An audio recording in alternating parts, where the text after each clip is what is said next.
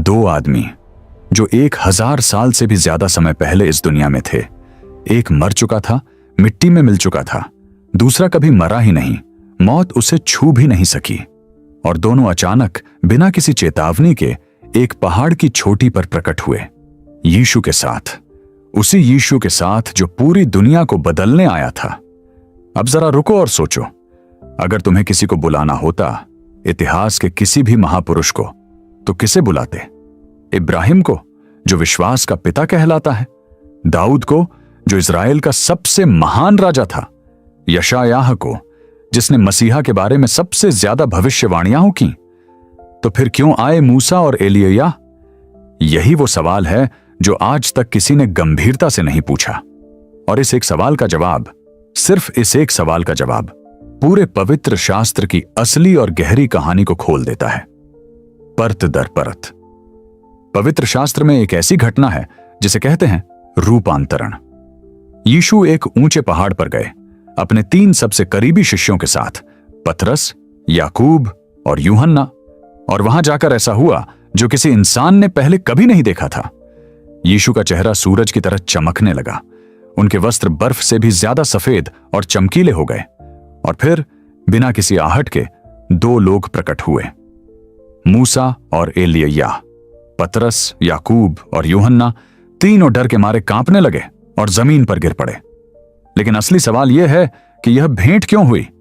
उस पहाड़ पर वो तीनों आपस में क्या बात कर रहे थे? और यह सब यीशु की मृत्यु से ठीक 6 दिन पहले ही क्यों हुआ? ना 1 दिन पहले, ना 1 दिन बाद। पहले बात करते हैं मूसा की। मूसा पैदा हुआ था मिस्र देश में, एक दास के घर में, जहां इजरायली लोग सदियों से जुल्म सहते आ रहे थे। फिरौन का क्रूर आदेश था कि जितने भी इब्रानी पुरुष बच्चे पैदा हों, उन्हें नील नदी में फेंक दो। मूसा की मां ने एक टोकरी में छुपाया, उसमें राल लगाई ताकि पानी अंदर न जाए, और उसे नदी की धारा पर बहा दिया। वो टोकरी बहती बहती फिरौन की बेटी तक पहुंची और उसने उस बच्चे को देखा। उसके रोने पर उसका दिल पिघल गया और उसने उसे गोद ले लिया। मूसा पला बढ़ा महल में, एक दास का बेटा, राजकुमार की तरह। अब एक दिन परमेश्वर ने मूसा से बात की, एक झाड़ी के जरिए जो जल रही थी पर राख नहीं हो रही थी। मूसा रुक गया, नजदीक गया, और तभी परमेश्वर ने कहा, मूसा, मेरे लोग मिस्र में गुलामी में पिस रहे हैं, उनकी चीख मेरे कानों तक पहुंची है। जा, फिरौन के पास जा और मेरे लोगों को आजाद करा। मूसा डर गया, उसने बहाने बनाए। उसने कहा कि मैं तो बोल भी ठीक से नहीं सकता, लोग मेरी बात क्यों मानेंगे, फिरौन मुझे सुनेगा क्यों? लेकिन परमेश्वर नहीं माना, और फिर शुरू हुआ इतिहास का सबसे बड़ा उद्धार अभियान। परमेश्वर ने मिस्र पर 10 ऐसी विपत्तियां भेजी जिन्होंने उस महाशक्तिशाली राज्य की नींव हिला दी। फिरौन हर बार घुटने टेकता और हर बार अपनी जबान से पलट जाता, लेकिन परमेश्वर नहीं रुका। और आखिरकार वो रात आई जब लाल सागर 2 हिस्सों में बंट गया, जैसे किसी ने अपने हाथों से पर्दा खींच दिया हो, और 20 लाख इब्रानी लोग सदियों की गुलामी की जंजीरें तोड़कर आजादी की राह पर चल पड़े। मूसा उनका उद्धारकर्ता बन गया। 50 दिन बाद मूसा सीनै पर्वत पर चढ़ा, और वहां आग, धुआं, गर्जना और कंपकंपी के बीच परमेश्वर ने मूसा को दी 10 आज्ञाएं, और मूसा बन गया परमेश्वर और इंसानों के बीच का सेतु, वो पुल जिस पर चलकर परमेश्वर की बातें इंसानों तक पहुंचती थीं। व्यवस्था आई मूसा के जरिए। हर आज्ञा, हर विधि, हर बलिदान, सब कुछ मूसा के माध्यम से। 40 साल, 40 लंबे थका देने वाले साल। मूसा ने इस कठिन और बार बार शिकायत करने वाली कौम को रेगिस्तान में अगुवाई दी, जो हर मुश्किल में परमेश्वर को कोसती थी, हर मोड़ पर विद्रोह करती थी और हर बार मूसा को ही दोष देती थी। मूसा ने उन्हें बार बार बचाया, बार बार उनके लिए गुहार लगाई, और जब 40 साल की वो थकान पूरी होने को थी, जब कनान की भूमि उनकी आंखों के सामने थी, जब मंजिल सामने दिख रही थी, ठीक उसी वक्त परमेश्वर ने मूसा से कहा, तुम नहीं जा सकते। बात यह थी कि एक बार जब लोगों को प्यास लगी और वो हाय हाय करने लगे, तब परमेश्वर ने मूसा से कहा था कि चट्टान से बात करो, पानी आ जाएगा। लेकिन मूसा उन लोगों की शिकायतों से थक चुका था, उनके विद्रोह से थक चुका था। वो क्रोध में आ गया और उसने चट्टान से बात करने की बजाय अपनी लाठी से उसे 2 बार मारा। पानी तो आ गया, लेकिन एक पल की कमजोरी की बड़ी कीमत चुकानी पड़ी। परमेश्वर ने कहा, क्योंकि तुमने मुझ पर भरोसा नहीं किया और लोगों के सामने मेरी पवित्रता को नहीं माना, इसीलिए तुम उस भूमि में नहीं जाओगे। व्यवस्था विवरण के 34वें अध्याय में वो दृश्य लिखा है जिसे पढ़कर दिल भर आता है। परमेश्वर मूसा को नब्बो पर्वत की चोटी पर ले गया।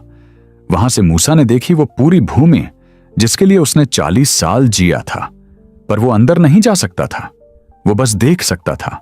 वहीं उस पहाड़ पर मूसा की मृत्यु हुई और पवित्र शास्त्र कहता है कि परमेश्वर ने खुद मूसा को मोआब की घाटी में दफनाया और आज तक कोई नहीं जानता कि उसकी कब्र कहां है।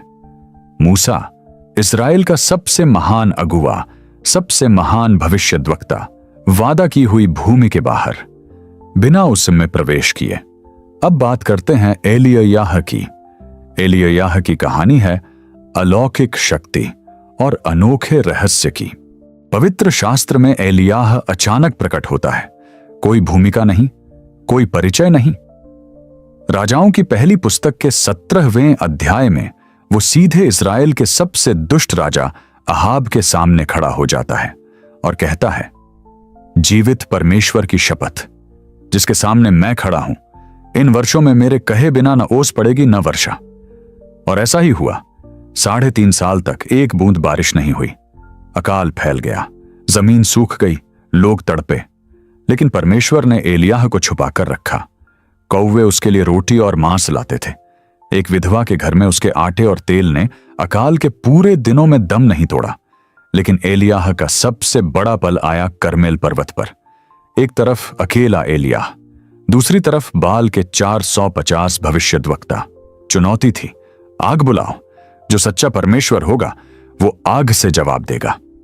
बाल के भविष्यद्वक्ता सुबह से लेकर दोपहर तक और फिर शाम तक चिल्लाते रहे, नाचते रहे, अपने आप को काटते रहे, लेकिन कोई आवाज नहीं, कोई जवाब नहीं। एलिय्याह ने उनका मजाक उड़ाया और कहा कि जोर से पुकारो, शायद तुम्हारा देवता सोचने में लगा हो या कहीं गया हो या सो गया हो। और जब वो थक हार कर चुप हो गए, तब एलिय्याह की बारी आई। एलिय्याह ने परमेश्वर की वेदी 12 पत्थरों से बनाई, एक एक इस्राएल के 12 गोत्रों के लिए।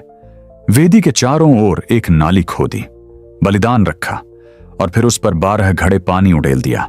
पानी वेदी से बहकर नाली में भर गया और फिर एलिय्याह ने प्रार्थना की, हे इब्राहिम, इसहाक और इस्राएल के परमेश्वर, आज यह प्रकट हो जाए कि तू ही इस्राएल में परमेश्वर है।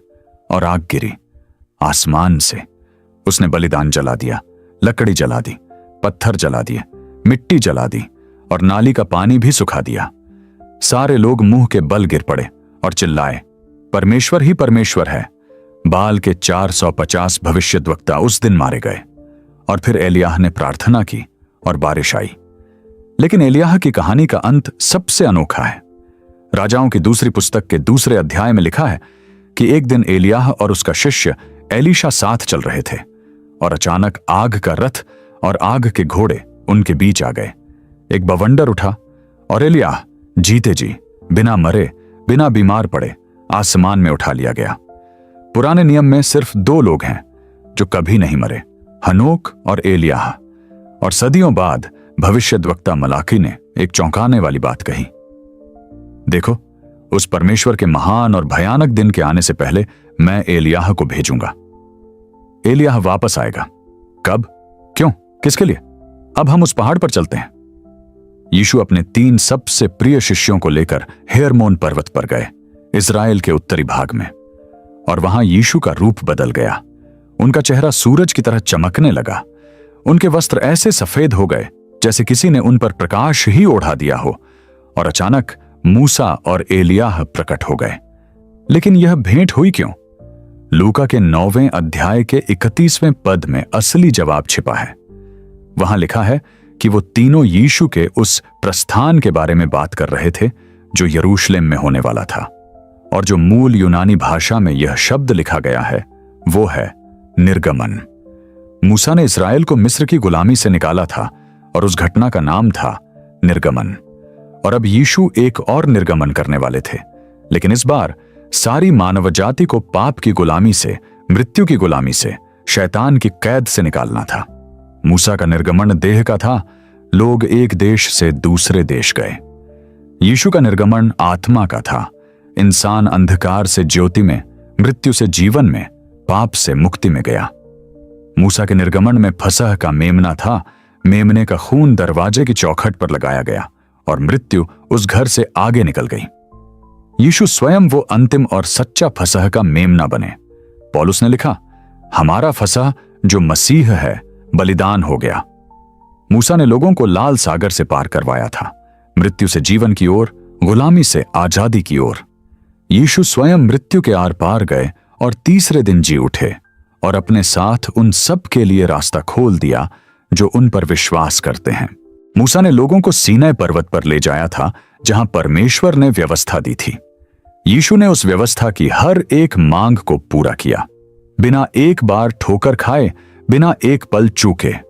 और फिर उस व्यवस्था के श्राप को उन्होंने क्रूस पर अपने ऊपर ले लिया। और मूसा, जो वादा की हुई भूमि में कभी नहीं जा सका, वो अब उस पहाड़ पर खड़ा है, महिमा में यीशु के साथ। वो अब उस असली वादा की हुई भूमि में है, जिसके लिए कनान बस एक प्रतीक था। कनान तो बस एक छाया थी। असली भूमि परमेश्वर का राज्य है, नई सृष्टि है, अनंत विश्राम है। और मूसा वहां पहुंच गया यीशु के जरिए। आखिरकार वो घर पहुंच गया। और एलिय्याह, वो वहां था क्योंकि वो सभी भविष्यद्वक्ताओं का प्रतिनिधि था। यशायाह, यिर्मयाह, यहेजकेल, दानियेल, सब ने सदियों तक आने वाले उद्धारकर्ता की बात की थी। और अब एलिय्याह वहां खड़ा होकर जैसे पूरे भविष्यवाणी के इतिहास की ओर से कह रहा था, यही वो है, यही वो मसीह है जिसकी हम सब ने बात की थी। मूसा व्यवस्था का प्रतिनिधि था, एलिय्याह भविष्यवक्ताओं का प्रतिनिधि था, और दोनों मिलकर पूरे पुराने नियम की गवाही दे रहे थे। हे यीशु, हम तुझे ही इशारा करते थे, हमारी हर बात तुझ तक आकर पूरी होती है। अब उस पल की बात करते हैं जब सब कुछ चरम पर पहुंचा। पतरस, जो हमेशा बिना सोचे बोल देता है, उसने वहां कहा, प्रभु, यहां हमारा रहना अच्छा है, चाहो तो मैं यहां 3 तंबू बनाऊं, एक तुम्हारे लिए, एक मूसा के लिए, एक एलिय्याह के लिए। पतरस का इरादा बुरा नहीं था, वो इस अनुभव को लंबा खींचना चाहता था, लेकिन उसकी बात में एक बड़ी चूक थी। 3 तंबू यानी 3 बराबर, यीशु बराबर, मूसा बराबर, एलिय्याह। और ठीक उसी पल एक चमकीला बादल आया और उन्हें ढक लिया। वही बादल जो इज़राइल को रेगिस्तान में राह दिखाता था, वही महिमा जो मिलाप वाले तंबू को और फिर मंदिर को भर देती थी। और उस बादल में से एक आवाज आई जिसने सब कुछ स्पष्ट कर दिया, यह मेरा प्रिय पुत्र है जिससे मैं अत्यंत प्रसन्न हूं, इसकी सुनो। पतरस, याकूब, यूहन्ना तीनों मुंह के बल गिर पड़े, और जब उन्होंने ऊपर देखा, केवल यीशु था। इस दृश्य में परमेश्वर ने वो कहा जो पूरे पवित्र शास्त्र का सबसे बड़ा धर्मशास्त्रीय वक्तव्य है। परमेश्वर ने कहा, व्यवस्था का समय पूरा हुआ, भविष्यवाणियों का द्वार पूरा हुआ, मेरा पुत्र यहां है। यही अंतिम वचन है, यही अंतिम अधिकार है। इब्रानियों की पत्री का पहला अध्याय कहता है, परमेश्वर ने प्राचीन काल में बाप दादों से अनेक भागों में और अनेक तरीकों से भविष्यद्वक्ताओं के द्वारा बातें किया करता था। इन अंतिम दिनों में उसने हमसे अपने पुत्र के द्वारा बात की है। मूसा ने व्यवस्था दी, यीशु ने अनुग्रह और सत्य दिया, एलिय्याह ने आसमान से आग बुलाई, यीशु स्वयं जगत की ज्योति है। मूसा ने लोगों को बादल के खंभे और आग के खंभे के साथ रेगिस्तान में चलाया। यीशु ने कहा, मैं मार्ग हूं, सत्य हूं और जीवन हूं। व्यवस्था और भविष्यवाणी रास्ते का नक्शा थे। यीशु वो मंजिल है, वो मील के पत्थर थे। यीशु वो शहर है, वो उद्धारकर्ता की ओर इशारा करते थे। और उस पहाड़ पर मूसा और एलिय्याह हट गए, वो चले गए, केवल यीशु रहा, क्योंकि वो अकेला ही काफी है। अगर ये कहानी तुम्हें छू गई तो बाइबल सिग्नल्स चैनल को सब्सक्राइब करें। सबको जय मसीह की।